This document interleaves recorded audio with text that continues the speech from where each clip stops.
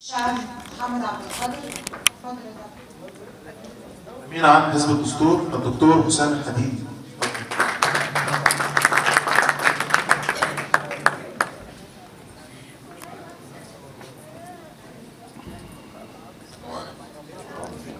بالنيابة عن حزب الدستور الصعيد وحزب الدستور في الجمهورية كلها، احنا النهارده موجودين عشان نتشرف ونشرف بالاستاذ محمد عبد القادر ونديله بس يعني شكر وعرفان بدوره العظيم اللي قام بيه في شعر العامية، وقد كده خدم بلدنا وخدم بورسعيد ونورها ونور لها طريق ظهور في الدنيا كلها بالثقافة العظيمة اللي أضافها لبلدنا.